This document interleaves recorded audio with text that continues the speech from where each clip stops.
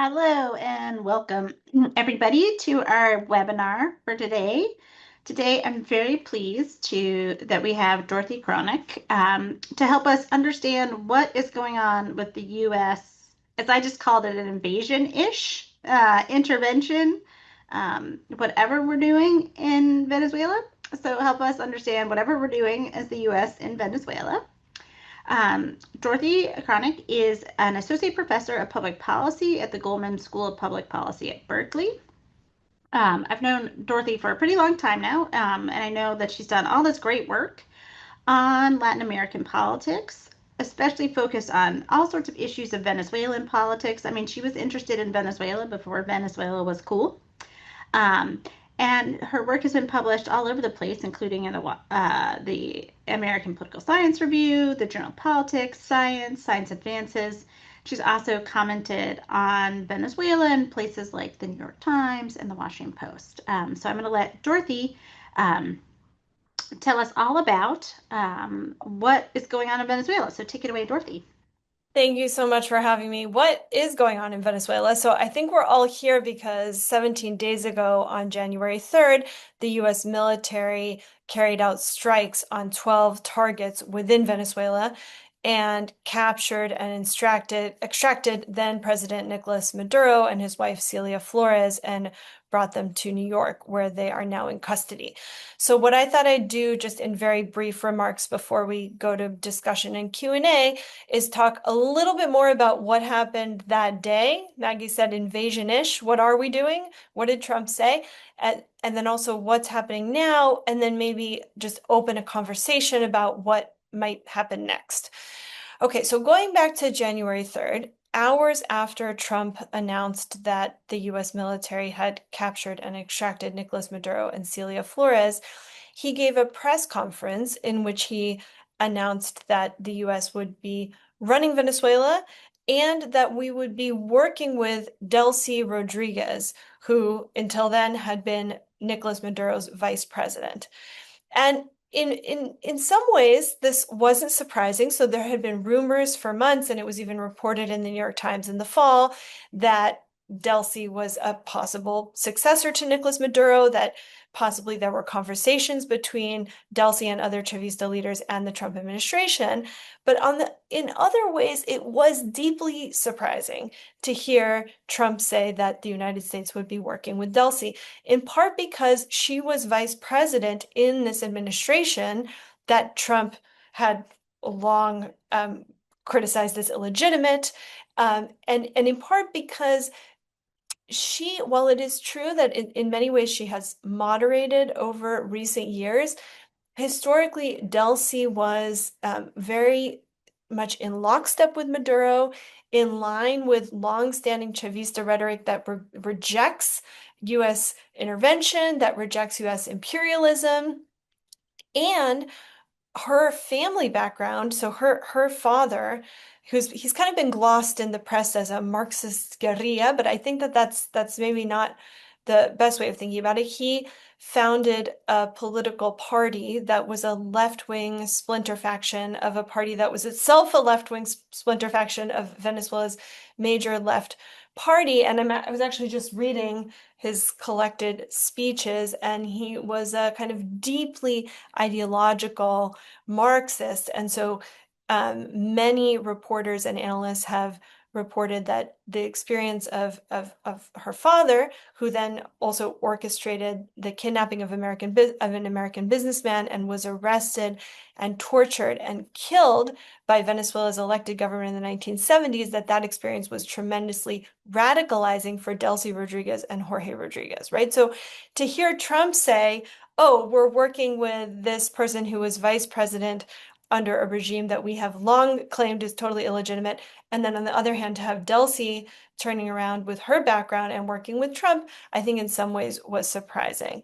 I think many were also surprised in that press conference that Trump sidelined and kind of dismissed Maria Corina Machado, the leader of the Venezuelan opposition, who was behind a very successful opposition presidential election campaign last year, or I guess now, yeah, in 2024, in which the opposition candidate Maria Corina herself was barred from running, but the candidate she backed, Edmundo Gonzalez, won in a landslide, won 2-1. And Maria Corina and her team organized this like truly extraordinary effort to document the vote and not just claim that they won and that Maduro stole the election, but show the world that Edmundo Gonzalez won and that they had won the election. And last fall, Maria Corina Machado won the Nobel Peace Prize. And so then Trump in his press conference says she doesn't have the support or respect to run the country. She's a nice lady, but she doesn't have the with the support or respect. I think many people found that surprising. I think what's important to note is not only that Maria Corina and her political movement had a lot of support and respect in 2024 at the moment of that presidential election, but that according to polls, even though I think it is the case that she lost some support and approval over the course of 2025 as she supported a lot of actions that Trump was taking that weren't very popular, did not condemn sending Venezuelan migrants to a maximum security prison in El Salvador, or the boat strikes, the strikes on alleged drug trafficking boats in the Caribbean, et cetera, et cetera. Even with that loss of support, it is definitely not accurate to say she has no support or respect in the Venezuelan population. What may be closer to true is that she didn't have the support in the Venezuelan military that the Trump administration felt would be necessary to make her leadership viable at this moment. And certainly if she had a lot of support in the Venezuelan military, one might have expected a political transition in 2024 after that presidential election that Edmundo Gonzalez won in a landslide. So let me talk a little bit. So that's kind of what happened on January 3rd. And let me talk a little bit about what's happening now. So since then, as Trump announced, the administration has been working with Delcy Rodriguez, formerly Maduro's vice president, now president of Venezuela. And really, the first major thing that has happened is the resumption of sales of Venezuelan oil. So in 2019, the first Trump administration imposed oil sanctions on Venezuela that caused a huge decline in Venezuelan oil production and Venezuelan oil sales, and as a result, a huge decline in government revenues and further deterioration of an economy that was devastated by decades of mismanagement, and especially terrible mismanagement under Nicolas Maduro. And so what's happened now since January 3rd is that the administration has already sold or allowed the sale of hundreds of millions of dollars of Venezuelan oil, and a lot of that money has actually already made its way back into the Venezuelan economy through the central banks and is being through the central bank and is being sold by private banks. And so what I'm hearing from friends in Caracas is, on the one hand, a lot of pessimism about the political situation. How is Trump just leaving the same government in charge? And at the same time, this kind of flicker of cautious optimism that could the economy improve and could that alleviate a lot of forms of suffering. So a few days ago, when this first tranche of dollars from oil sales made their way back into the Venezuelan economy, what people are seeing on the ground is on their app that shows the exchange rate, buying foreign exchange, buying dollars with Venezuelan currency is becoming dramatically cheaper. Like all of a sudden, it's easier to buy foreign exchange. And as a result, there's anticipation of perhaps major drops in the price of imports, which would be really helpful for consumption, and more availability of goods. Now, all of that said, I said cautious optimism because there are still so many questions about whether this will happen and whether it will work. So one big question mark is, one thing that Trump said is that the dollars from these oil sales would be used only to import goods made in the United States, US goods, right? So this is some sort of trade deal. And if that were the case, I think that could be tremendously difficult to administer and implement given that it's the Venezuelan private sector that's in charge of imports. So how do you check what they're importing only from the United States, et cetera? And so that could be very distortionary. But it seems that in this first round of oil sales, those restrictions were not imposed. And so there was this kind of little economic lift. And so there's a lot of uncertainty about what's going to happen. But I do think there's a possibility that the resumption of oil, not unlikely at all, that the resumption of oil sales will really help the Venezuelan economy and potentially alleviate some of this tremendous economic hardship that Venezuela has experienced over the past really 10 years now. I want to say one thing, and then I know we have a lot of questions about kind of political prospects, right? Because I'm talking a little bit about the economy, but one possibility here on the political side is that if there is some measure of economic recovery, that could lead to or help the further consolidation of the Chavista dictatorship, right? So the government of Nicolas Maduro, this was not a democracy. At this point, I don't see a lot of reason to expect that the government of Delcy Rodriguez and the other leading Chavista figures would become a democracy or would re-democratize. And so I think one possible outcome here is that the resumption of oil sales leads to economic recovery, but does not end up restoring Venezuelans' political rights, right? I think that's one possibility. Another possibility is that this kind of modus vivendi that's emerging between Caracas and Washington breaks down, and I don't know, there's some demand from Washington that Delcy Rodriguez's government doesn't want to meet, and that leads to kind of renewed violence or renewed tensions. There's also a possibility that fractures within the Rodriguez administration, within the Chavista leadership, could lead to more unrest and contestation and violence within Venezuela. And I want to say something about the possibility, however remote it might seem in this moment, of redemocratization and a democratic transition. So let me preface this by saying no one in Washington has put democracy at the top of the agenda, not even close, right? So Trump in his press conference on January 3rd didn't even mention democracy.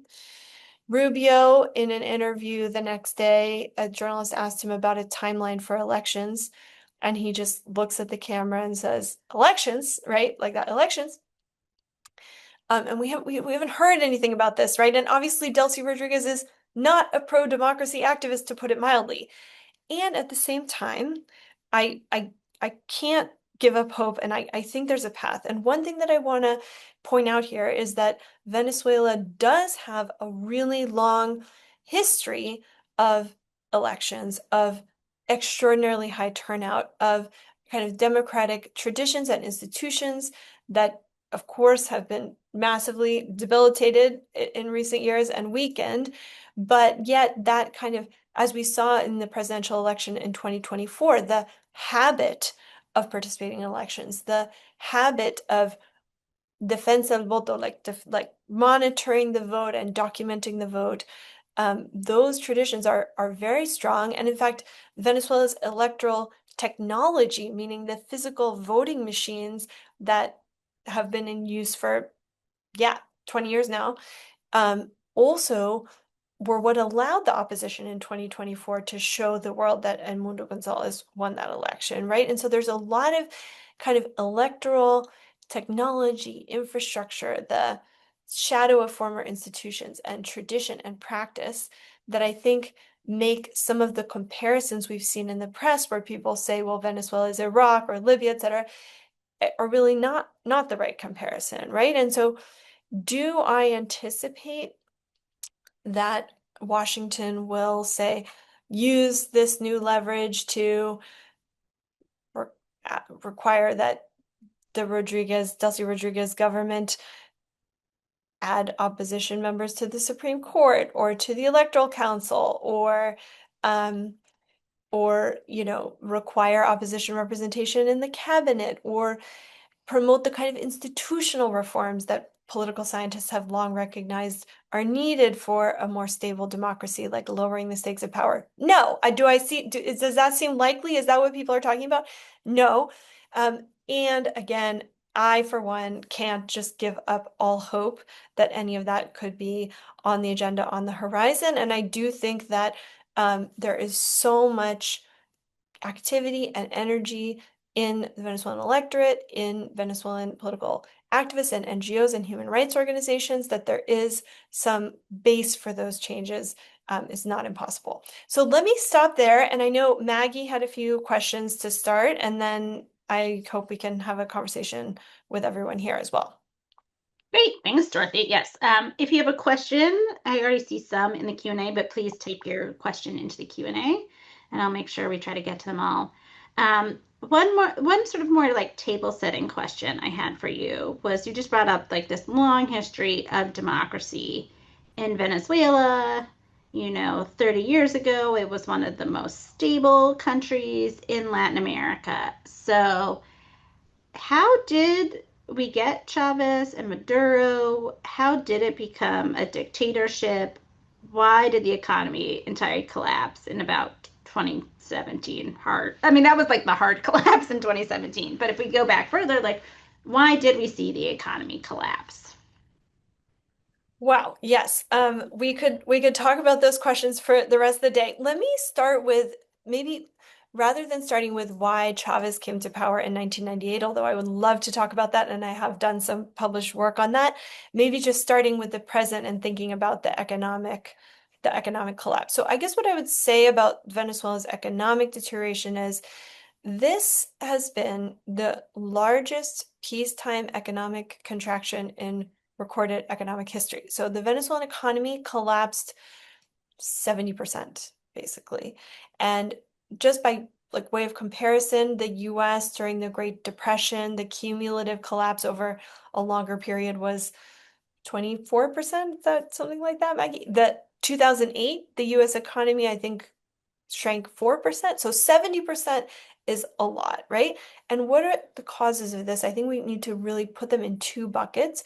One is, well, actually three buckets. One is the collapse of oil prices in 2014. Actually, prior to 2017, you already see some economic decline, and that collapse of oil prices is bad for the oil sector, for oil production, and bad for the Venezuelan economy overall. But then oil prices recover, and the Venezuelan economy and Venezuelan imports don't recover. And I think the Venezuelan economists who have best documented this point to two factors. One is a series of tremendously damaging and tremendously distortionary economic policy decisions by the Nicolas Maduro government, not only a disastrous lack of investment in the oil sector and hostility to multinational oil companies that then leads to further deterioration, but also spending tons of money subsidizing, propping up Venezuela's exchange rate and the Venezuelan currency, which was just fiscally devastating and again created tremendous distortions. There's a great book about all of these mistakes that Maduro made by Francisco Rodriguez. I think it's called Venezuela's Collapse, but recent book by Francisco Rodriguez just walking through all those economic policy decisions that were so devastating.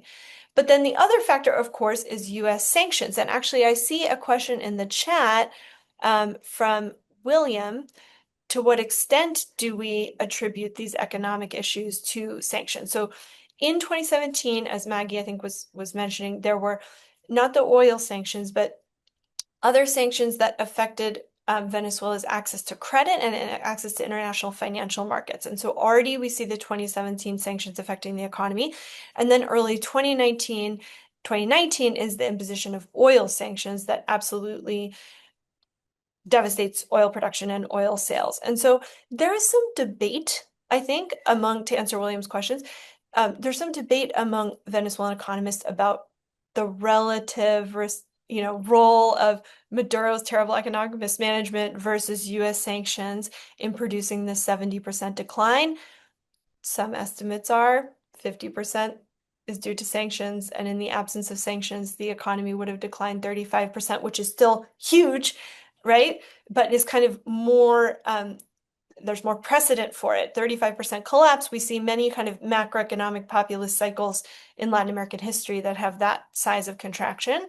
So some estimates say half. Other people say, no, no, that's overestimating the impact of sanctions, and it's actually more like 25%, right? So there's debate about, but no one, all the kind of serious work on this would suggest kind of majority responsibility of Maduro's terrible economic policy decisions and the collapse in the oil price, but a substantial role for U.S. sanctions as well.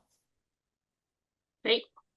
One question, you mentioned a little bit about like the coalition, the Chavismo coalition that's sort of holding together so much in terms of the military, people like Delcy, others. Is do they still have an ideology? Or is it just like kleptocracy at this point?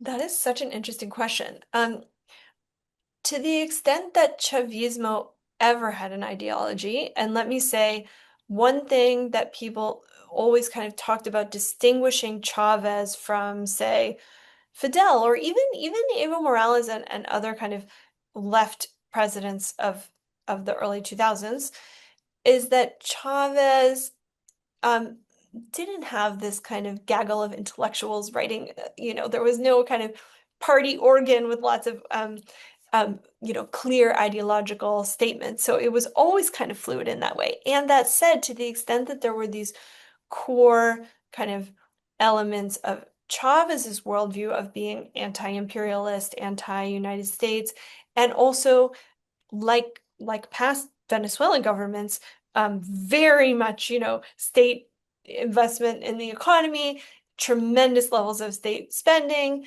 I've seen people say in these last weeks that Chavez nationalized the oil sector. That is not true. Venezuelan oil was nationalized in the 70s, but kind of there were other big nationalizations under Chavez. And so those anti-imperialism and state role in the economy were core tenets, I think, of Chavez's government and for a while of Maduro's government. And then we've just seen that totally abandoned, I would say, for the most part, um, under Maduro and under Delcy. I mean, in part by necessity, right?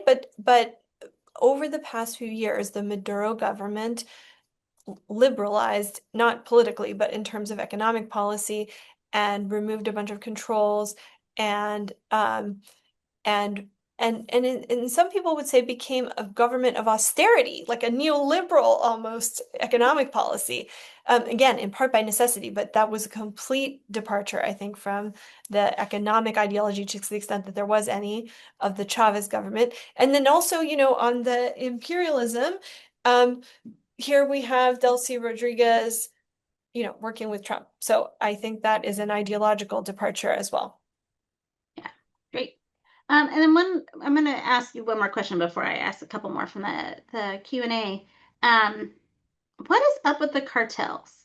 So, Trump last at the start of last year, and especially through the fall, focused a lot of this about drugs and drugs in the United States, and the case against Nicolas Maduro and his wife is about drugs.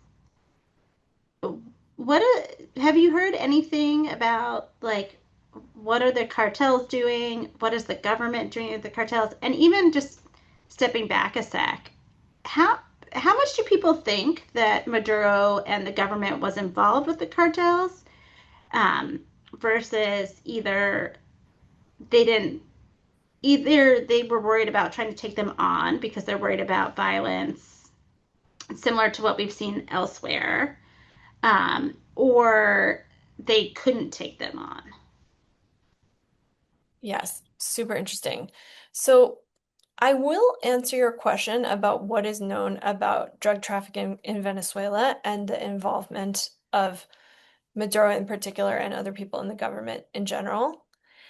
And before doing that, I think it's really important to address some of the Trump administration's specific claims, right? So one claim related to this whole narrative is that the Venezuelan gang Tren de Aragua is invading the United States or has perpetrated a predatory incursion against the United States. That was the justification for invoking the Alien Enemies Act and sending 250 Venezuelans to a maximum security prison in El Salvador last March without any due process, right? And so I would say not only that multiple courts have found, including the Fifth Circuit, that there is no basis for the claim that this gang is invading or perpetrating a predatory incursion against the United States. But in addition, Maggie, I have been working in my research on kind of trying to characterize that group of migrants as a whole that were sent to El Salvador and trying to use some quantitative tools to assess Trump's claim that Holman said every last one of them members of Tren de Aragua, and our estimates, you will not be surprised to hear, are just not consistent with that at all.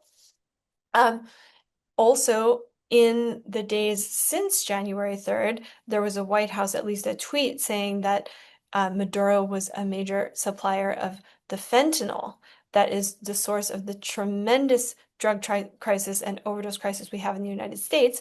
And that is just totally false. Venezuela is not a major supplier of fentanyl. Um, Venezuela is a, I don't know, major but significant transshipment route for cocaine and has been for decades since the 90s and then even more so in the early 2000s. Perhaps because of some policy changes under Chavez, but also because of Plan Colombia and a big crackdown on cartels in Colombia. So Venezuela has long been a transshipment route for hundreds of metric tons of cocaine every year.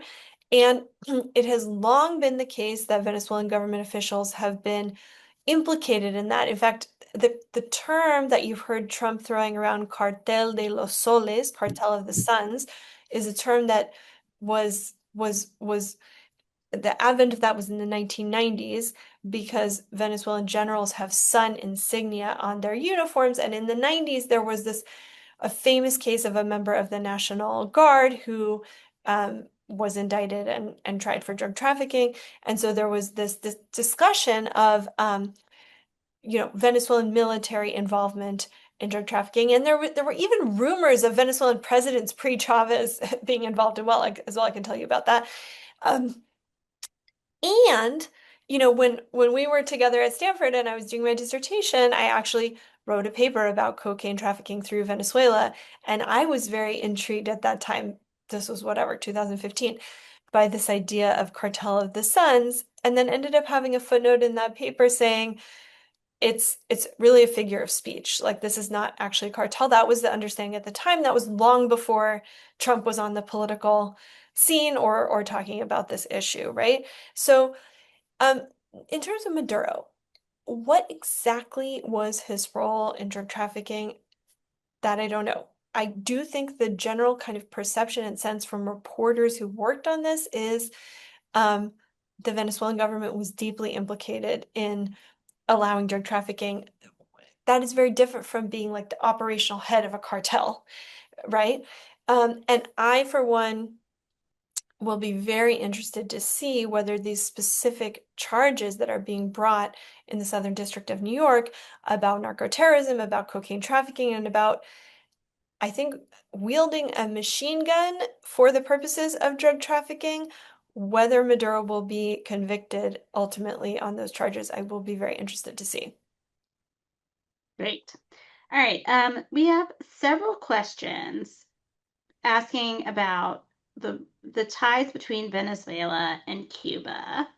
Um, so both thinking about the influence that Cuba had over Venezuela, and then on the flip side, kind of like what happens to Cuba now. So for maybe those who don't know as much about the ties between the former Castro regime and Chavez, maybe you can explain a little bit about kind of like what the ties were, and then kind of what you think how this might affect Cuba going forward. Sure, yeah. So just in terms of background, um, Chavez saw Fidel Castro as a mentor and got a lot of, I think, reportedly very important advice from him over the years. And when the price of oil began to rise in the mid 2000s, Venezuela began supplying Cuba with a lot of oil, and this was a huge support to the Cuban economy. And in return, Cuba not only at one point was sending a lot of doctors to Venezuela and other, but really importantly took a big role in the Venezuelan um, domestic surveillance and military intelligence organizations. And so that role of the Cubans in kind of domestic repression, enforcement, and especially surveillance and enforcement in the military explains why 32 of the approximately 80 known victims of the US military strikes this January 3rd were Cubans, because so many of those deaths occurred in the kind of final assault on the compound, and so many of the bodyguards were Cuban. 32 of 80, that's this really high proportion. And so let me say one more thing about the victims, and then I want to get to your question about what does this mean for Cuba. So I haven't seen a lot of people talking about the victims of, these 80 victims, right? Because there's been so many other things to talk about over the past 17 days. But I do think it's worth taking a moment to note not only there were a few civilian victims, but also, many of the victims who were in the military installations, the military bases that were the target of US strikes, they were members of the Venezuelan military. And so I think Stephen Miller described this as enemy kills. All of these were enemy kills. And the members of the Venezuelan military who were left there kind of guarding de guardia, like in charge of these stations over the holiday week, in many cases were kind of, right, the youngest folks with the least responsibility for anything, right? And so I think it's just important to acknowledge that. And there's actually a beautiful piece in the New Yorker today kind of reporting on some of these cases and some of these families. But back to your question, what does this mean for Cuba? So I think, when we think about why did this happen? Why did the US decide to carry out this strike? And how did we end up in this situation where a president who campaigned on no forever wars, no nation building, is now in the situation of striking Venezuela and removing the president and saying that we're gonna run Venezuela? And I think part of the answer is about a show of force on drugs, and we can talk about the kind of headlines and what Fox News has been reporting on drugs. And then part of it is, Marco Rubio, the Secretary of State, having strong, I think, personal beliefs and personal reasons to want to see the end of the Venezuelan and Cuban dictatorships, and also political reasons, right? Because of this South Florida audience that would so value regime change in Venezuela and certainly regime change in Cuba. And so I think that is a really important thing to keep in mind when we think about what's going to happen next. And again, on the immediate front, I do think that this new arrangement will result in immediately less funds flowing to Cuba, and that's going to be really tough for the Cuban economy and possibly for the Cuban regime as well. Yeah, great. One sort of follow-on of that was thinking a little bit about, and this your comment about it being the holiday week, and maybe they weren't the best people on duty at that point. But kind of the question was how did the security apparatus get overwhelmed so easily? Is there any idea that anybody from the inside had a hand in this? There's a lot of talk about that, and I see that great question from Steve in the chat, and I wish I had great intel. Someday it'll come out. I mean, it does seem, I don't know. The answer is I'm a researcher. I'm not in the CIA. I don't know. Yeah, it does seem like a palace coup is definitely plausible, but I don't know. Yeah. Yeah. Yeah, I mean, it could totally be the case that Delcy was like, "Sure, I'll make sure the not so great people are on duty right now." Yeah, yeah. I mean, who knows? I don't know. Yeah. Yeah, great. Um, let's see. A lot of great questions. So one question that I'm going to take next in part because, I study migration. So, Yeah. I'm thinking about that. So, how do you think this affects the Venezuela diaspora in the US? How do you think it affects the greater Venezuelan diaspora in the region as well? So, in my work and like Venezuelans in Colombia, of course, everybody, people always say who are migrated, who are sort of forced to do it, immediately like, oh, we want to return home.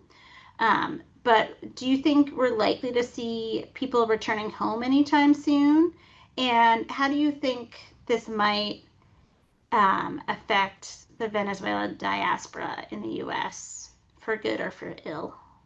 Yeah. Well, I think there's maybe two aspects of that. One is about migration, and then we could also talk about voting and US politics, right? And Colombian politics for that matter. So on returning, it's really hard to know because there's so much uncertainty about how stable the current arrangements are, right? We don't know how the extent to which the Chavista leadership really is unified and this kind of Delcy government is stable. We don't know. Um, we don't know how long Trump will be in office and whether these policies could change, right? And what happens if Trump were to be out of office and then US policy changes, how does that affect, the Venezuelan government? I think you're already hearing some of that um, wariness and kind of skepticism and uncertainty from the oil companies, right? Trump has asked these oil companies to make these big investments in Venezuela that would be required to really revive the oil sector. And we're hearing from these executives like, wow, we don't have a lot of guarantees. And I would think that those same kind of concerns and risk aversion would be there for these migration decisions as well. That said, Maggie, if there is a major economic recovery, which I think again is totally not only within the realm of possibility, but like not unlikely, and we're already seeing a little bit of that. I would expect that there were some people, certainly some people from Colombia would return, regardless of the political prospects for economic reasons. I absolutely would expect that. Thinking about um, kind of South Florida and like US politics, right? I think it will be, we have seen some polling. The polls that I've seen so far are very tricky. It's tricky. Online polls are tricky. It's so I don't I take all these polls with a grain of salt.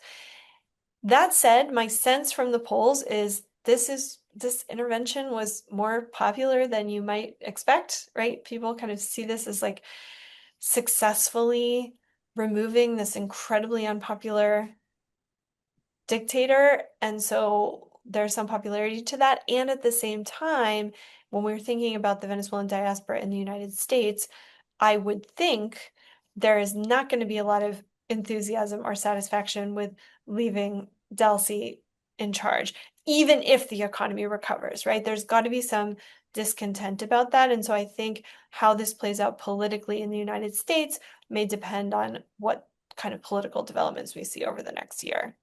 Yeah, I mean, I would also think that it helps getting rid of Maduro helps bolster the case to get rid of temporary protected status for Yeah. Venezuelans Yes. without Yeah. status. So I might see greater deportations of Venezuelans who do not have a more secure status than TPS. Yes. And also, um, TPS beyond TPS affecting the number of deportations also um, affects the politics, right? So the revoking TPS is not popular, basically, Right. regardless. This makes sense. And regardless, and by the way, I think there's a question. We don't know how TPS affects deportation. Certainly, it affects security, job opportunity, et cetera, financial security in the United States. Um, my sense is that the people who are most likely to be the target of current domestic, interior immigration enforcement, you tell me, Maggie, are not the most likely to have had TPS, if that makes sense. Um, And so I don't know, but I think regardless of how ending TPS affects deportation, um, I don't think it's popular politically. Yeah. Great. We have some questions also about like the larger um, international security, international relations, and um, how do you think Maduro's removal affects Chinese relationships with Venezuela and just like greater Chinese relations in Latin America? Yeah. Yeah, sorry, I was just reading the chat as well. So, um, I think it's going to be very interesting. So on the China piece in particular, so far we have not seen the US say no more oil sales to China. At least as of the start of this webinar, we have not seen that, right? And so that could happen, but that could have happened so far and hasn't happened yet. So I think that's an important thing to note. Um, I think that the regional politics of this have been very interesting in that um, a number of countries kind of signed a statement condemning the intervention. Um, and and yet you see, other countries, right, that are more on the right being more so. Petro, of course, is against this. And then we see other countries in Latin America being surprisingly open to, hey, Maduro was terrible, and maybe this could be a good thing for the welfare of Venezuelans and for stemming immigration in the medium term. Um, I mean, one thing that I think relates to your previous question about TPS, Maggie, is that part of the TPS discussion is about political conditions in Venezuela, right? It's about economic conditions in Venezuela, but it's about political conditions as well. And those conditions are relevant not only to TPS, but of course to also your question about immigration. And right now, I would say I think there's a lot of uncertainty about um, where political repression is headed. Because in the days after January 3rd, we saw what you might expect, which is this kind of, you know, anyone who aided and abetted this or who liked something on social media that's related to removing Maduro should be arrested, right? And so this kind of increase in repression. At the same time, we've seen the release of some political prisoners. And so I think at this point, there's just a lot of uncertainty about the direction and intensity of political repression under this new Delcy government. And that is going to play a big role in everything that we're talking about, in the conversation about TPS, in immigration, and in regional politics as well. Yeah, great. So many good questions. So one question that is here is like um, thoughts about violence on all sides. So you mentioned a potential crackdown on opposition. We could also see Brian Pitts mentions that the opposition has used violence as well. Um, how much, how likely do you think we're in a new equilibrium that will be, you know, kind of similarly as peaceful as the one before, or more peaceful, or is there likely to see greater insurgency or civil war happen in Venezuela? Yeah, well, I guess I would say a few things. One, while it is true that the Venezuelan homicide rate has plummeted since 2016, I don't know if I would describe the country as peaceful over the last 20 years, not only because prior to 2016 there were just very high levels of criminal violence and homicides, but also under Maduro, tremendous levels of state violence. Like we had a point in the Maduro administration where the government was killing 5,000 people a year, mostly poor young men in the barrios, right? And so, 5,000 a year is a lot, just to give you a sense of scale, right? In the US, which has a population more than 10 times as large, police yeah, police killings are it's maybe like 1,000 a year, 800 a year, and 5,000 a year is also way more per capita than Brazil, and notoriously violent Brazilian police. So this has been it's been a very violent regime. I mean, on the one hand, it is true. There are many different armed groups, right? There's presence of ELN and Colombian armed groups on the Colombian border. There are the megabandas, this like um, Venezuelan gangs like Tren de Aragua in the center of the country, in the Arco Minero in the kind of the southeast, where there's a lot of illegal mining. There's also a lot of presence of armed groups. And so I think the potential is there. I think whether we see a lot of violence, again, depends in large part on whether the governing Chavista coalition kind of remains unified and sticks together or not. Um, in terms of the violence of the opposition, um, I don't, because of what we said, where Machado doesn't have a lot of support in the military, I don't think most analysts are expecting a civil war between what Chavista aligned and opposition aligned elements of the armed forces. That's not something that I think a lot of people are talking about. Um, but yeah, I think, there are a lot of guns in Venezuela, and so I think a lot of people are concerned for good reason. And I think if people remain united around Delcy, then maybe we could avoid that kind of worst case scenario. Let me also come to Brian. I saw this question about the opposition. So the book that I recommended earlier by Francisco Rodriguez, the subtitle is Scorched Earth, and it kind of focuses on the use of um, these kind of more um, destructive tactics and strategies by the opposition. So I think, Brian, if you're interested in that, I would definitely recommend that book. And yeah, I guess I would. So I don't know if everyone can see Brian's question, but it's just about Machado and the political opposition. And Brian is saying it's not the case that if that team were to come to power, that equals liberal democracy. And I mean, I agree with that. And I don't think I suggested as much. I think my point was what is, I think, true is that Machado and the candidate that she supported, Edmundo Gonzalez, won the 2024 presidential election in a landslide. Yeah. Okay, great.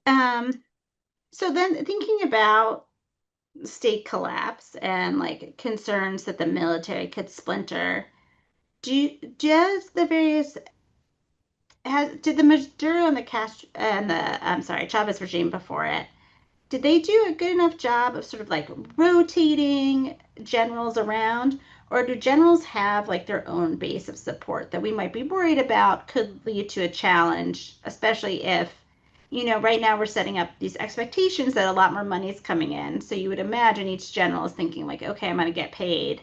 But if that doesn't come true, are we worried that any one of them has enough support or could pull enough support to really challenge the state?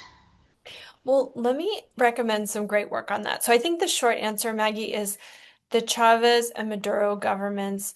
I mean, despite the failure of security, I guess, from their perspective that we saw on January 3rd, did a really impressive job of proofing, of purging, of repression in the military, of, as you're saying, rotating people out and military intelligence and surveillance, right?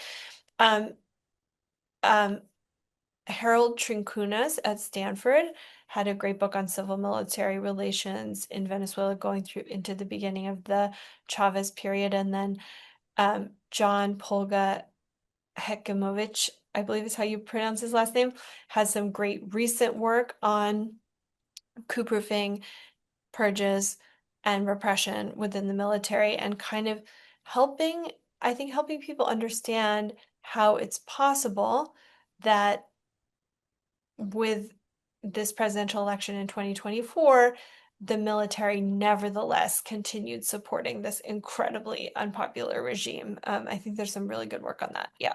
Yeah. What do you think? Will Machado have any role, or what do you think her role will be now?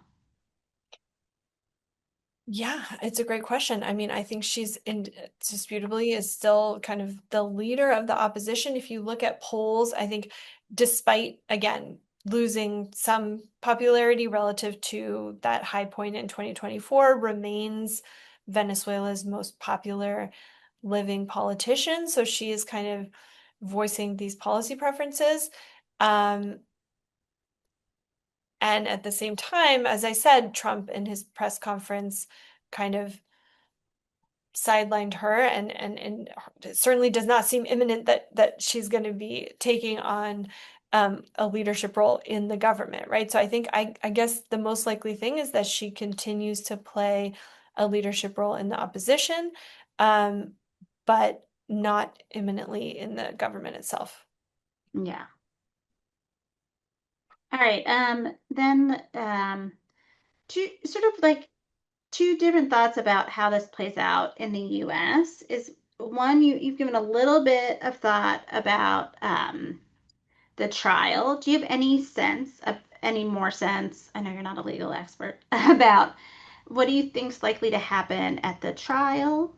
And maybe if you think a little bit about like the various precedents to this trial, like Noriega and others. Um, and then thinking a little bit about how different is the Monroe Doctrine?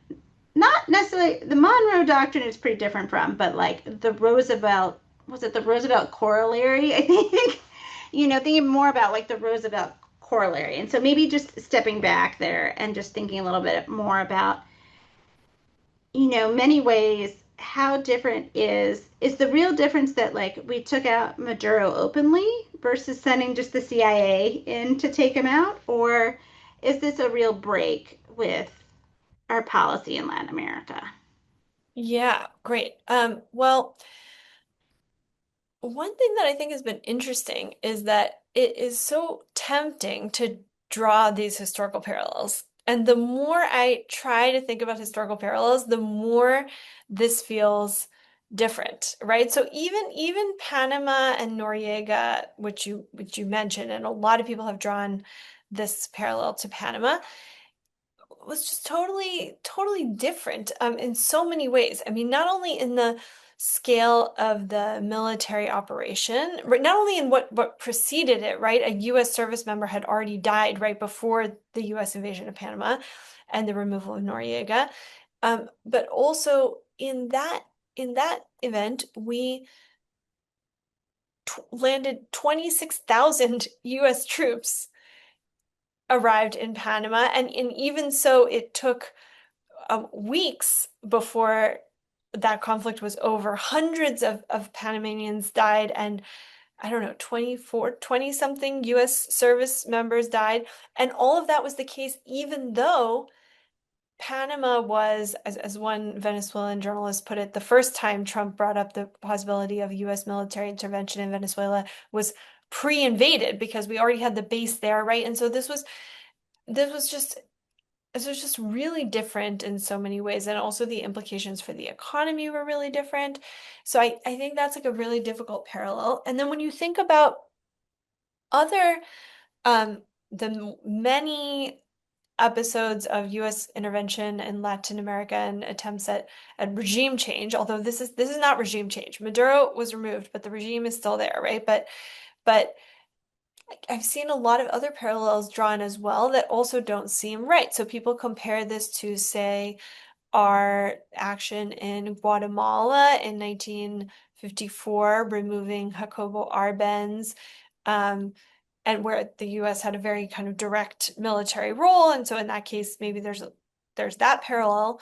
But that was totally different in terms of the base of domestic support. This was Arbenz had been elected, which, Maduro was voted out. Um, and the kind of domestic balance of popularity was totally different. And so that doesn't seem like Guatemala in the 50s doesn't seem like the best parallel. People look at Chile 73, where there was this where the US kind of embraced, I think, and encouraged a coup removing Salvador Allende. But in that case, it wasn't the US military executing this. It was we embraced and encouraged it. And so that, and again, Allende also was elected, and Allende was a very serious politician. That feels very different as well. People have also tried to compare this to Chile 88, in which the US, this was kind of the beginning of the end or the end of the Pinochet regime, where the US supported a domestic Chilean opposition movement, and then the opposition, wins this referendum, and that leads to a political transition. And that also obviously is a major stretch. This is not the US supporting an electoral attempt to oust Maduro. So I think there's a lot of things about this that I think are very unusual. And it's other people have compared it and maybe closer in some ways to kind of targeted political assassinations, even though Maduro was not assassinated. It's like this leadership target rather than the regime. So I think I certainly have been in looking for historical parallels, seeing more differences than similarities, actually. Great. And then just let's end with thinking a little bit about the broader region. So, what do you think it says for Latin America? I mean, I know like Maduro was removed. Trump started talking about Pietro, who's the leader, who's the democratically elected, kind of left, I guess, leftist in Colombia, but fairly center left. He's not that out there, I would say. And you saw him immediately like pick up the phone and be like, "Hey, what can I do for you?" So, do you Yeah. think leaders in Latin America will be more likely to sort of kowtow to Trump? Um, do you think this means anything for Lula in Brazil?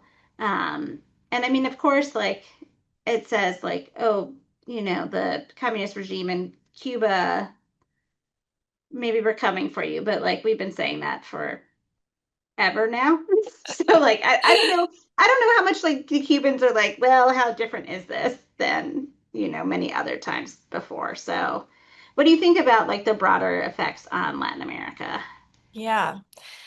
So I don't know, but one thing that I think is really important to note, Maggie, is that this was in some ways not a one-off in the sense that we're seeing lots of other signs of renewed investment in US military bases in Latin America, US permanent military presence, and renewed engagement with Latin America on all sorts of other issues. So, this I don't think we should see this in isolation. And even just the fact of Marco Rubio being Secretary of State, like these, we see Roosevelt Roads. There's a lot of other stuff going on that I think indicates that this is seriously part of a broader strategy of focusing on Latin America, of making this a place where US interests and economic interests and to some extent policies are respected. Like this does seem to be a broader effort and not just isolated to Maduro. That said, one thing that's I think also interesting about what's going on in Venezuela so far is what have been our demands, our meaning Washington's demands for the Delcy Rodriguez government, right? We have all this leverage. US has all this leverage now, having made credible the threat of military intervention. What are we using it for? And again, so far, I think the main demand has been sell oil, which they were thrilled to do. That's not a demand that, right? And so, I'll be very curious to see whether we add to that list. Yeah. Great. Well, that ends us right at 129, 130. So thank you again, Dorothy, so much for coming. We really, really appreciate it. And thank you again. Um, Thank you so much for having me. and everybody, you can go check out Dorothy's website. She's at Berkeley. You can just Google her and Google her work. It's really wonderful. And then we have a bunch of different other talks from the Burkle Center coming up. So thank you all so much for coming today.